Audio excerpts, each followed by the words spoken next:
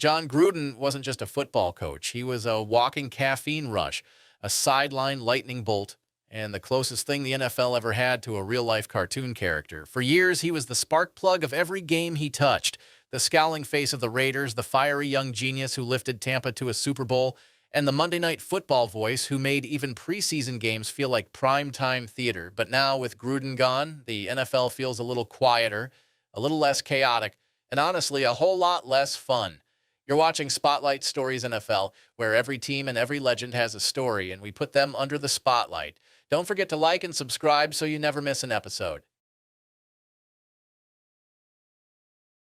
Jon Gruden didn't just stumble into coaching, he was born into it. Football was the Gruden family business, and Jon grew up surrounded by clipboards, chalkboards, and film reels before he could spell the word audible.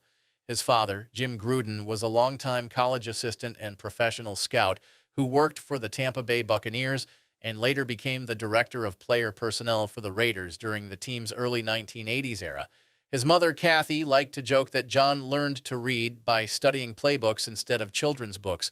His brothers followed the same path. Jay Gruden, a longtime arena football star and later an NFL head coach, and James Gruden, a strength and conditioning coach.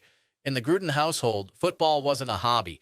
It was the entire language. Breakfast conversations were about red zone concepts, blitz pickups, scouting notes, and tomorrow's practice scripts. Football wasn't just part of their life. It was their life. So when Jon Gruden broke into the NFL as an assistant at 28 years old, nobody in the family was surprised. What did surprise people was the intensity he brought with him. Even as a young assistant, he attacked film like it owed him money, scribbled notes like he was solving a murder case, and paced practice fields with the energy of a man who hadn't slept in days. He rose quickly because he was different. He wasn't polished or political. He was raw, obsessive, passionate. He didn't care about being liked. He cared about squeezing every ounce of football out of every minute of every day. Players felt that fire instantly. The league noticed a young coach with the mind of a veteran, the charisma of an entertainer, and the drive of someone raised in a household where football wasn't just taught, it was inherited. Fun fact number one. Did you know Gruden's first NFL job was as an offensive assistant for the Green Bay Packers and Mike Holmgren, putting him in the same coaching tree as Andy Reid, Steve Mariucci, and Dick Jauron? When Jon Gruden took over the Oakland Raiders in 1998, something electric happened almost immediately. His sideline scowl, intense eyes, and explosive reactions turned him into a fan favorite overnight. The nickname Chucky, inspired by the horror movie doll, stuck instantly, and Raider Nation embraced it like a badge of honor. But behind the faces, the growls, and the animated tirades, Gruden did something far more important. He made the Raiders winners again. From 1998 to 2001, Gruden led Oakland to 3 straight winning seasons, 2 division titles, and a trip to the AFC Championship game. Oakland became one of the most feared teams in football, tough, physical, and unapologetically aggressive. Under Gruden, the Raiders didn't just compete, they intimidated opponents. Then came the moment that still haunts the franchise, the Tuck Rule game. January 19th, 2002. Snow swirling in Foxborough. Raiders vs. Patriots in the AFC divisional round. With Oakland leading late in the fourth quarter, Charles Woodson blasted Tom Brady on a blitz, jarred the ball loose, and the Raiders recovered. The game should have been over, except it wasn't. Officials invoked the obscure, virtually unknown Tuck Rule, overturning what should have been a game-ending fumble. The Patriots kept the ball, tied the game, and eventually won in overtime, launching the Brady-Belichick dynasty and leaving the Raiders stunned.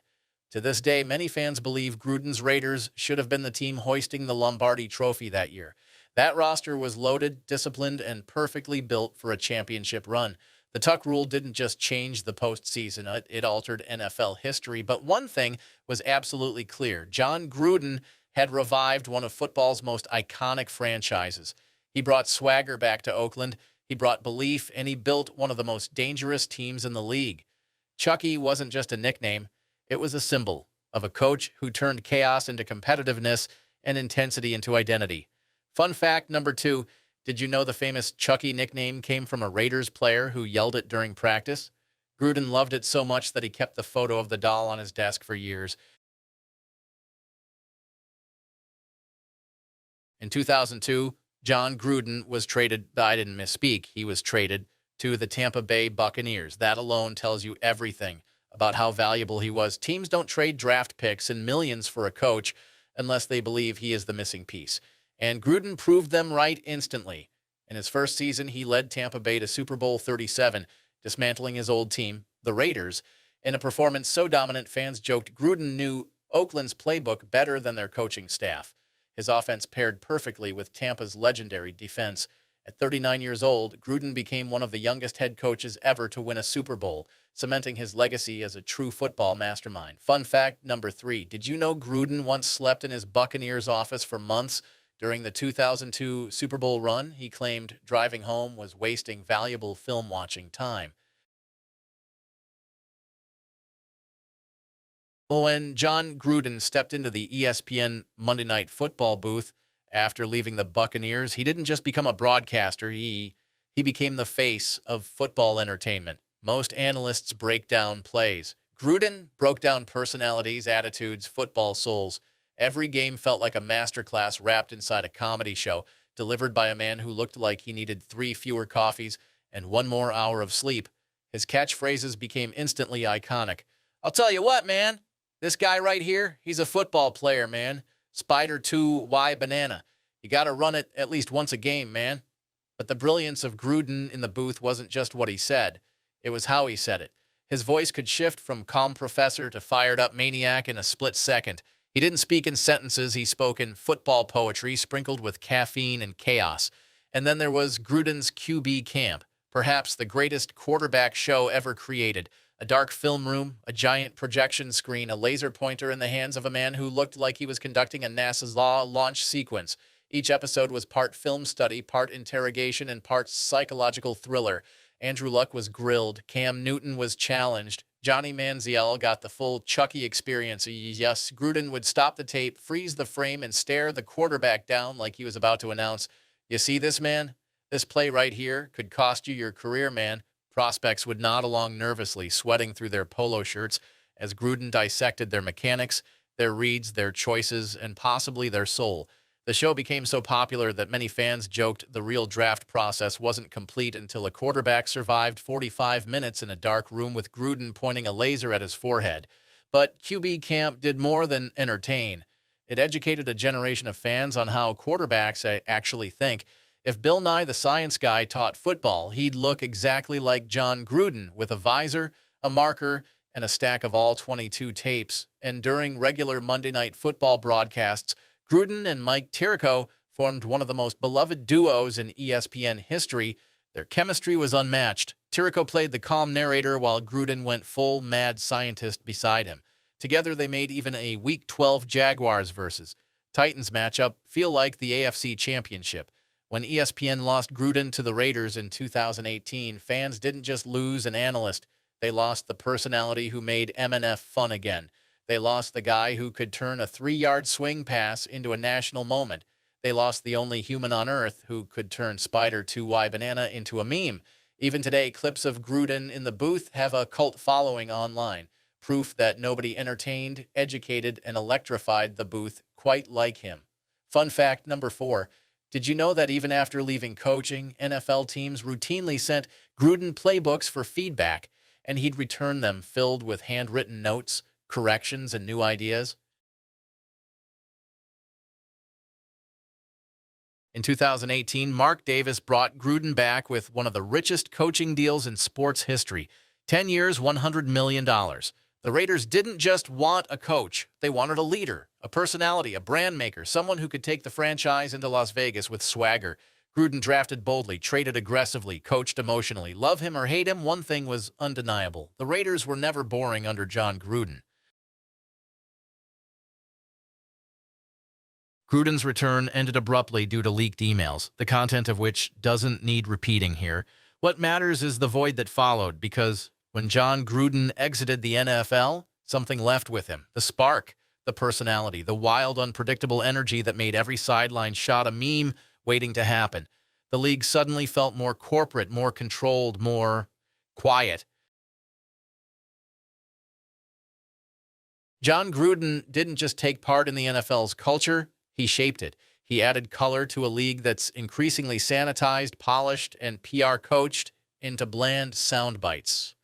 Today's NFL is full of brilliant minds, generational athletes, and innovative schemes, but it's missing something deeper, something human, something unpredictable, something fun. It's missing characters.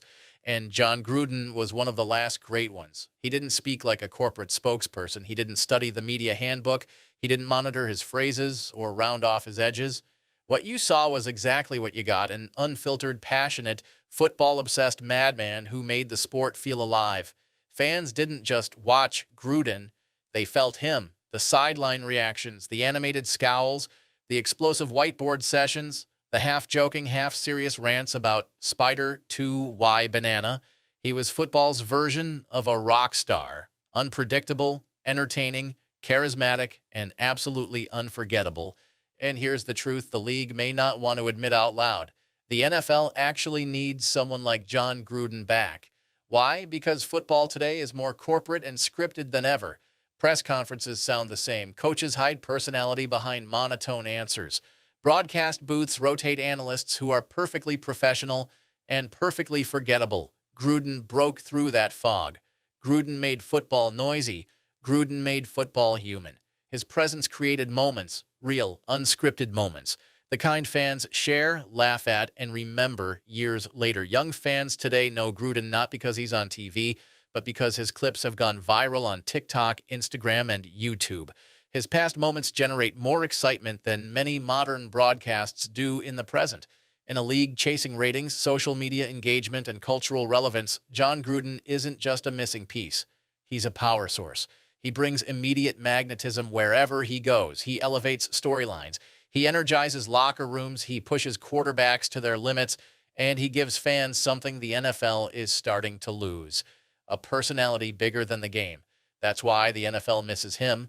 And that's why, whether they know it or not, the NFL needs Jon Gruden back. Fun fact number 5. Did you know Gruden is one of the few coaches in NFL history to defeat all 32 teams and one of the youngest to join that exclusive club?